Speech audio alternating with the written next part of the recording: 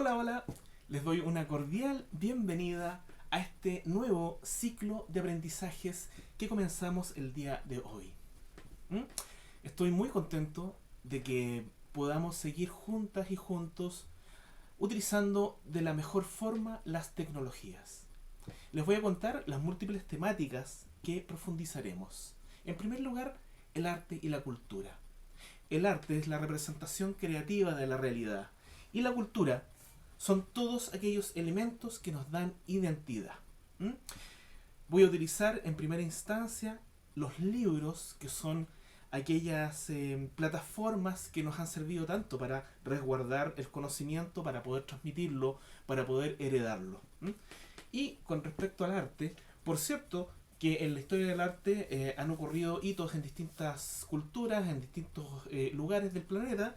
Este es un libro que habla, por ejemplo, del ukiyo-e, que es el arte clásico japonés del periodo Edo, y en esta publicación podemos encontrarnos con una detallada colección muy ordenada, bibliográfica al respecto de este tipo de pinturas. ¿Ah? ¿Por qué les muestro este libro? Porque este es básicamente el formato entonces en que se resguarda la cultura y se transmite. Por cierto que actualmente existe este tipo de libro, que es el libro de bolsillo, el libro que uno puede andar trayendo, y es muy fácil de manipular. En este caso es de el artista chileno Hugo Marín, que es escultor, artista gráfico por cierto, pero básicamente este es un trabajo de sus esculturas y me parece muy hermoso que se pueda resguardar y se pueda reflexionar en un formato como este, en este libro de bolsillo. ¿Mm? Existen libros dedicados a la infancia que son muy atractivos para hacer que niñas y niños tengan acercamientos profundos en sus primeras etapas de aprendizaje. Les quiero mostrar este, de hecho, que se llama Las pinturas de Willy. Está creado por un artista inglés llamado Anthony Brown y es básicamente un simpático chimpancé que ama el arte y que de hecho tiene la experiencia de crear y va mostrando distintas obras clásicas del arte en distintas etapas de la humanidad, ¿m? Desde una perspectiva personal. Aparecen lindos monitos representados en cada una de estas obras. Es muy hermoso poder acercar a niñas y niños entonces al arte a través de este tipo de experiencias lúdicas. El arte se ha desarrollado de formas muy distintas en distintos lugares del mundo. Quiero mostrarles algunos ejemplos de cultura popular japonesa. El manga, lo que nosotros conocemos como historieta, es decir, narrar historias a través de viñetas y globos de diálogo, se ha manifestado profundamente en la cultura popular japonesa y en cada hogar, en cada metro, en cada espacio público, las personas disfrutan de esto amplia y libremente. Este es un formato muy habitual para resguardar ese tipo de patrimonio de narrativa gráfica. Son páginas y páginas y páginas de tremendas obras narrativas que se van desarrollando también en este tipo de formatos. Es muy parecido a lo que nosotros conocíamos como guía telefónica a finales del siglo XX y que de hecho son un reflejo de su cultura, de su sentido del humor y de su sociedad. ¿Por qué les muestro esto? Porque, por ejemplo, los artistas de arte contemporáneo japonés se han inspirado en este tipo de obras populares y han creado obras extraordinarias. Por ejemplo, aquí tengo, justo me salió la página que quería. Está Takashi Murakami, que se inspira en esta estética de manga y de anime para realizar obras de arte contemporáneo. ¿Mm? Este es un libro muy interesante del que vamos a hablar bastante, que es Art Now, que es una recopilación de arte muy profunda al respecto de las miradas contemporáneas y el siglo XXI, de qué forma los artistas trabajan en este nuevo siglo. El arte se ha ampliado, ha sobrepasado las paredes del museo y ha llegado a la calle. Y viceversa, la calle ha inspirado a artistas contemporáneos a crear sus obras en la actualidad. Es por ello que les quiero mostrar un par de ejemplos a propósito de libros. Vamos a hablar mucho de libros, son muy importantes los libros. Y este, por ejemplo, es un libro clásico de resguardo de patrimonio artístico. ¿Mm? Muy pesados, muy gruesos, ¿ah? Con investigaciones profundas al respecto de distintos artistas patrimoniales. Como ven, imágenes enormes para que uno pueda disfrutarlos ampliamente. Pero por otra parte, desde finales del siglo XX y comienzos del siglo XXI, han comenzado a aparecer este tipo de libros, ¿ah? De resguardo patrimonial, pero de la calle, el graffiti, por ejemplo, que se desarrolla en distintos lugares del mundo. Y podemos ver el mismo tipo de investigaciones, pero orientado a captar qué es lo que ocurre en las distintas calles del mundo. Miren qué cosa más interesante y qué hermoso que se haga una puesta en valor acerca de aquellos artistas que ha sacado el arte del museo a la calle. Bien, vamos viendo algunos temas. Los libros, como les digo, son muy importantes. Quiero compartirles dos. Cuando yo era muy niño, esto es una historia personal, me encantó La Guerra de las Galaxias, la vi en el cine y quedé demente con la ciencia ficción, amé la ciencia ficción inmediatamente y pensé qué interesante sería disfrutar ese tipo de obras, pero en otro formato. ¿Ah? Y un querido abuelo me regaló este libro, La Guerra de las Galaxias, pero en versión literaria. ¿Mm? Quiero leerles un fragmento. Otra galaxia, otra época. La antigua república era la república legendaria, más grandiosa que la distancia y el tiempo. No era necesario decir dónde estaba ni de dónde venía, sino saber tan solo que era la república. Como ven, es La Guerra de las Galaxias, pero narrada de una forma distinta. ¿Mm? Amé este libro cuando era niño, por eso lo quiero compartir con ustedes. Y además, amaba el terror. ¿Ah? Y en esos tiempos nos llegaban este tipo de libros, a veces como saldos, a veces como ediciones muy económicas. De hecho, está impreso en papel roneo. ¿Ah? Y es aquí en donde yo conocí a muchos autores, por ejemplo, de España, de Francia, ¿ah? Que estaban publicados en estas páginas económicas, ¿ah? De colecciones españolas.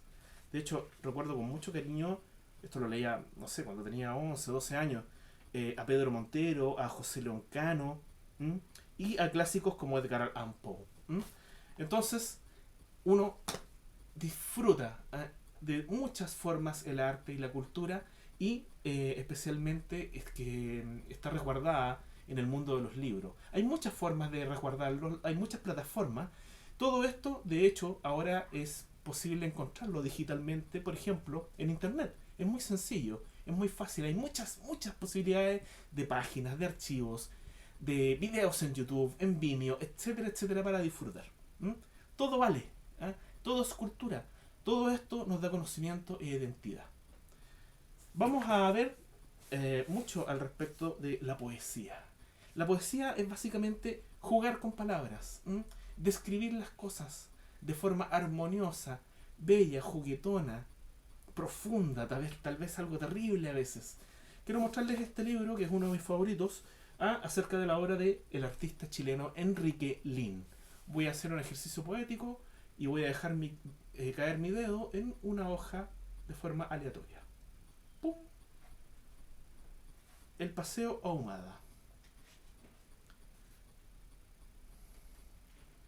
Su ayuda es mi sueldo. Su sueldo es la cuadratura de mi círculo que saco con los dedos para mantener su agilidad. Su calculadora es mi mano, a la que le falta un dedo, con el que me prevengo de los errores de cálculo. Su limosna es el capital, con el que me pongo cuando se la pido. Su aparición en el paseo Humada es mi estreno en sociedad. Su sociedad es secreta en lo que toca a mi tribu. Su seguridad personal es mi falta de decisión. Su pañuelo en el bolsillo es mi bandera blanca. Su corbata es mi nudo gordiano. Su terno de falabella es mi telón de fondo. Su zapato derecho es mi zapato izquierdo 12 años después.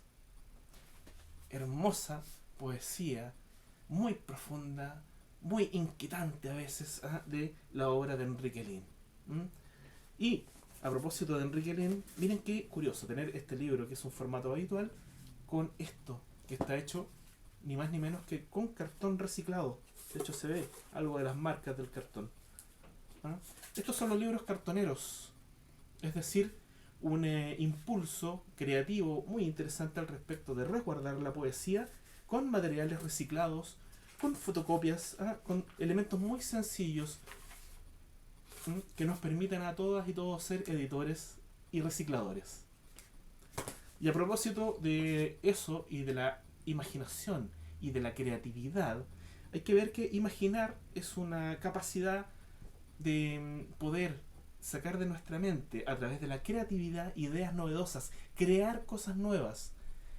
Los artistas, los creadores, los escritores, los poetas, los músicos sacan de su interior en forma de arte sus propuestas para compartirlas en comunidad. Y eso es algo muy muy bello.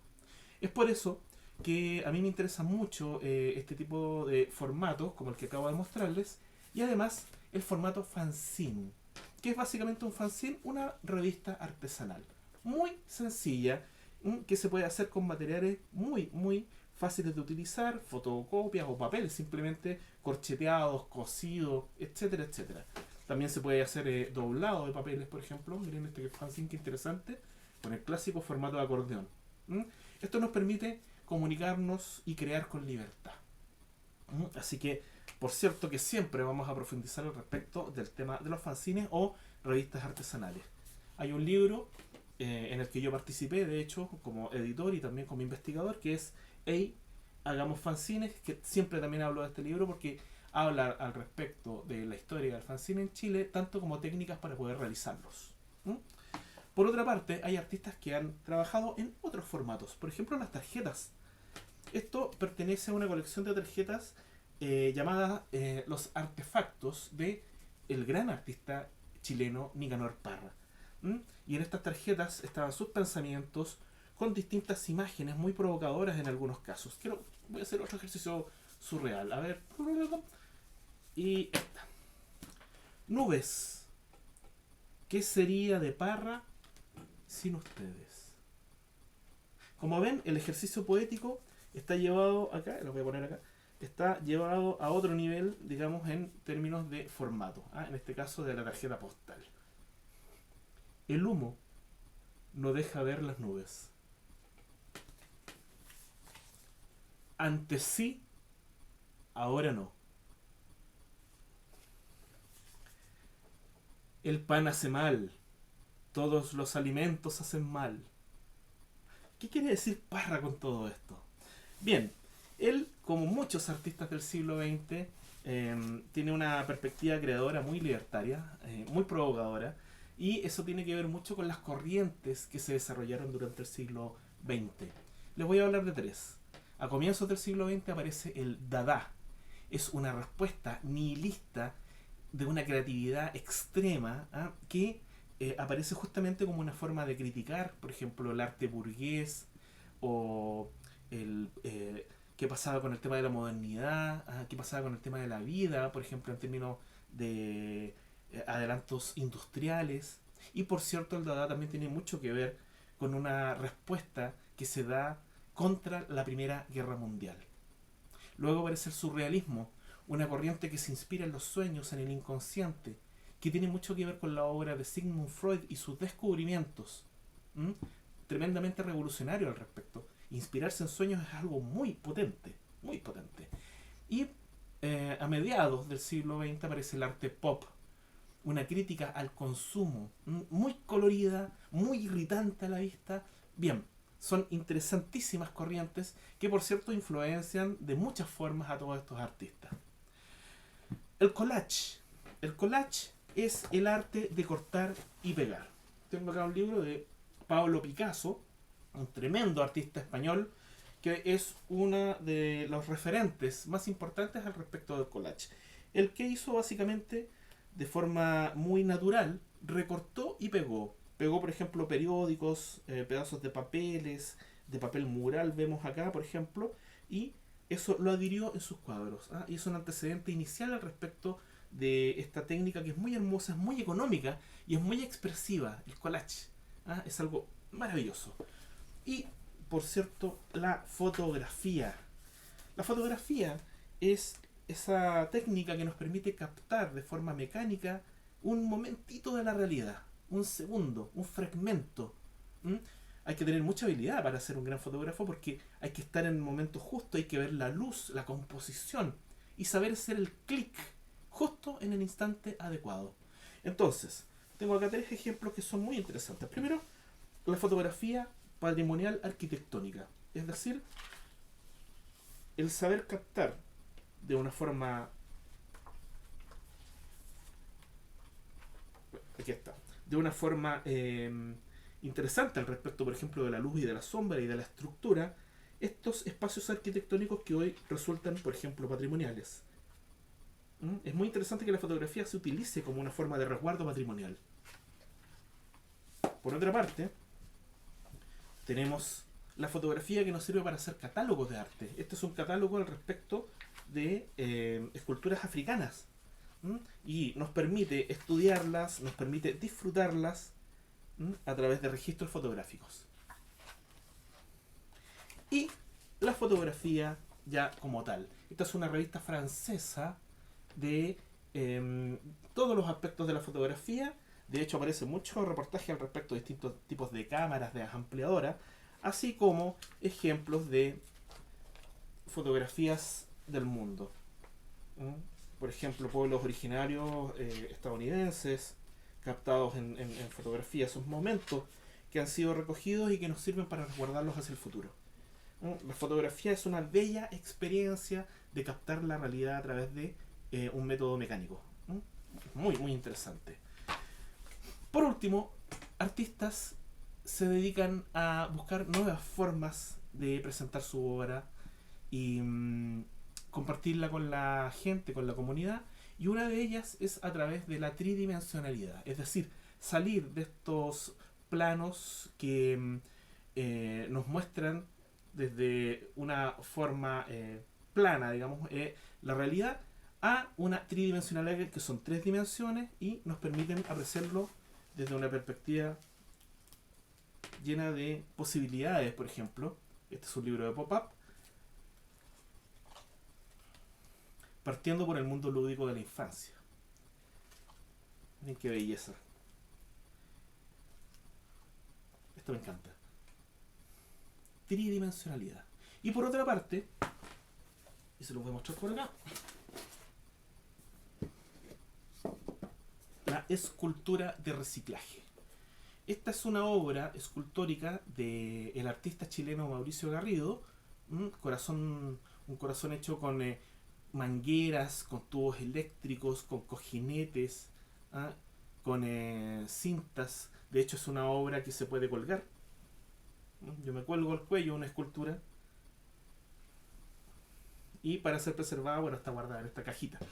Entonces es interesante en muchos aspectos. Primero que nada, el tema de la tridimensionalidad nos permite ver de distintos ángulos una obra. Y por otra parte, acá está el tema del reciclaje. En un mundo contemporáneo lleno de basura, lleno de restos de cosas, es muy interesante que se les vuelva a dar una vida útil, particularmente desde la creatividad. Y es por eso que quiero cerrar este video mostrándoles esto. Partía hablándoles de libros que preservan la cultura, que preservan el patrimonio, muy formales. Y este es un libro, fíjense, que está editado también con técnicas del cartón, un libro cartonero, y es ni más ni menos que del Museo Nacional de Bellas Artes. ¿Cómo es posible que un museo, que es uno de los más importantes, de hecho, de nuestra nación, haga esto en cartón? Porque justamente ha abierto sus puertas a todas estas posibilidades que ofrece la calle, que ofrece el arte urbano, para desarrollar, en este caso, sus obras bibliográficas. Es un cartón que ha sido doblado, dentro el catálogo ha sido adherido, tiene distintos troqueles, es decir, cortes, para poder ser leídos distintos niveles. La portada tiene algo de stencil, acá se ha puesto el texto y se ha dado una mano con spray, y acá de hecho está estos textos están escritos con estampado.